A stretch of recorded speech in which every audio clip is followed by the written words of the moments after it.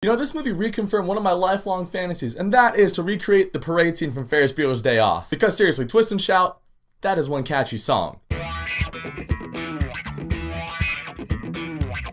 The Beatles 8 Days a Week. It's a new documentary directed by Ron Howard, and it's about the Beatles, mainly the first half of their career, you know, the touring years. And I guess there's not much of a point breaking down the plot to this one because it's a documentary. Ultimately, this movie carries you from about 1962-63, the formation of the Beatles, from the point they got Ringo, basically through 1966 when they stopped touring. And I've always been a big Beatles fan, and I like Ron Howard as a director, so I was really looking forward to this documentary. And I gotta say, from what they promised in this movie, it was pretty solid. I thought that this documentary was gonna be mainly dominated by Paul and Ringo because, you know, they're the ones that are still alive, they're the ones they can interview. And while it does have a lot of Paul in it, there's also a lot of archival interviews of George and John, which I wasn't expecting, and I thought that was really cool. And they go into some good details. You really get the sense of how this boy band from Liverpool ended up basically taking over the world. Like, we've all seen the hype around Beatlemania, and we've seen some remnants of that with fangirls freaking out about, I don't know, Justin Bieber and stuff. Not saying Justin Bieber is in the same caliber as the Beatles, I'm just saying the fan reaction is kind of the same. And so in that, you're also seeing like the dawn of fandom, the dawn of fangirls, and you're like, yeah,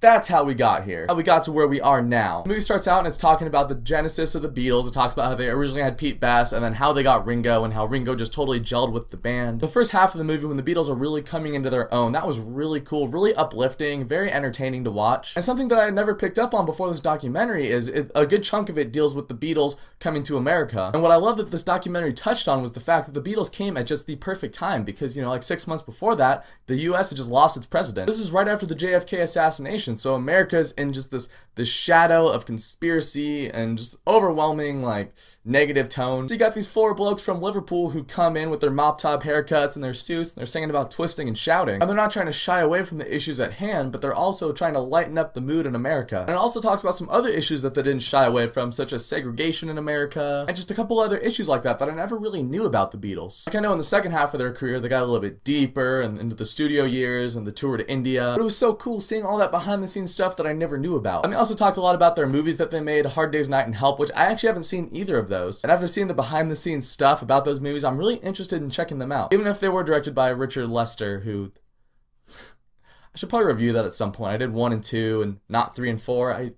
Maybe that review will happen, I don't know. But back to the Beatles. Now, is this the most quintessential definitive Beatles documentary in the whole world? No, it's not. Because it mainly focuses on the first half of the career. Their movie does end with the rooftop concert in 1969, but it just cuts out that whole chunk between 66 and 69. However, I will say this is the definitive Beatles documentary for the first half of their career, and if somehow they're able to make a sequel documentary that talks about their studio years, the tour to India, the breakup, I would be all for that. I almost forgot to talk about the concert footage in this movie, but that was all really solid too. You know, the whole theater was tapping their feet, singing along, and all the energy that you're seeing on screen through the Ed Sullivan Show and Shea Stadium, you really feel that when you're watching this movie. So check out 8 Days a Week. I know it's not playing in theaters for very long, but I think you can stream the whole thing on Hulu. And if not that, I'm pretty sure it comes out on Blu-ray like next month, so just watch it when you get the chance, especially if you're a big Beatles fan. Oh, and stay after the credits because there's something awesome, and plan to stay for a while. So which Beatle do you identify with the most? In reality, it's probably going to be a combination of 2 or 3, but I'm going with Ringo because Ringo's awesome. That's another thing too, I didn't realize how awesome George Harrison and Ringo were until I saw this documentary. Like, you know, I always knew they were awesome, but especially George Harrison. I was like watching him shred while he's singing, I'm like, dude,